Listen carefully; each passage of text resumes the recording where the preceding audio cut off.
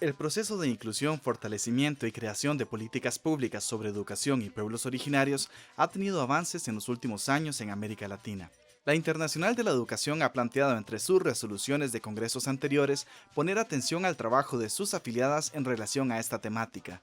En la región de América Latina, el proceso se viene trabajando desde 2009, cuando se realizó la primera reunión de Educación Pública y Pueblos Originarios en Guatemala. Este proceso y sus encuentros fueron posibles con la solidaridad de la UEM de Noruega y la colaboración de CNTE de Brasil. Esos 5 eventos se han realizado con un objetivo: que las organizaciones que estuvieran presentes incorporaran en su propuesta de trabajo, en la agenda de la organización, precisamente esta temática, este desafío que hoy se vuelve a recuperar. Desde que se inició el proceso hasta hoy, se ha avanzado en un grupo de las afiliadas que ha ido elaborando y aportando sobre el tema. Tanto así que ya hay programas de trabajo concreto en los países donde más influencia indígena hay en la región. Una de las principales conclusiones es que no hay modelos únicos de educación intercultural bilingüe. Nós, da minha comunidade, a gente refizemos toda a digitação dessa avaliação, porque tem que mandar um gabarito para o MEC, para o Ministério da Educação, e que avaliam o processo de alfabetização nas escolas no modo geral. Então, nós, como Guarani da minha aldeia, redigitamos essa avaliação na nossa língua, que é uma estratégia, uma metodologia que a gente usou, que isso não está assegurado nessa questão de avaliação, mas nós fizemos isso porque nós temos que fazer uma forma para que esses alunos possam ser bem avaliados.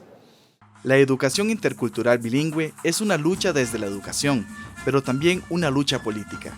Es necesario que los países planteen políticas públicas que no solo tengan como sujetos a los pueblos originarios, sino que toda la sociedad sea capaz de trascender la discriminación y la segregación cultural y educativa. En los sistemas de educación formal de los países de América Latina todavía falta mucho y muchos de los cambios aún están en el papel y no en los centros educativos.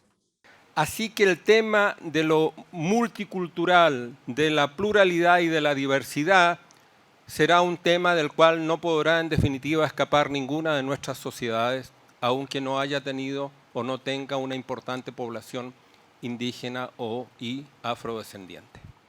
Nós temos lá grande quantitativo de professores indígenas, porém não conseguimos fazer essa ponte entre sindicato e organizações desses profissionais. E a gente vai com essa responsabilidade, e quando você vai e leva essa temática para dentro da comunidade através de um professor realmente indígena, que é o nosso caso agora, que a gente veio, ouviu, e eles também vão estar lá defendendo, dizendo o papel do sindicato. Então, acredito que a gente vai, sim, lograr êxito nas demandas que nós tiramos para levar e realizar posteriormente. La realidad en varios países ha cambiado desde 2009. Hoy existen constituciones que reconocen la conformación pluricultural de las sociedades y algunos programas educativos han ido incorporando de manera más visible la cuestión indígena. Então é preciso que a gente considere a importância destes encontros, desse movimento, no processo de recuperação desses valores, que são valores nossos da América e são valores dos povos originários de outras regiões do mundo que precisam ser recuperados.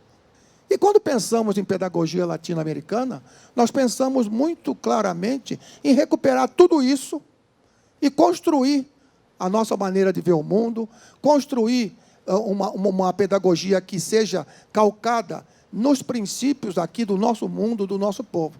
La Internacional de la Educación para América Latina continuará con sus estrategias sindicales para que la educación sea un pilar en la transformación social hacia mayor equidad, respeto y dignidad de la población indígena.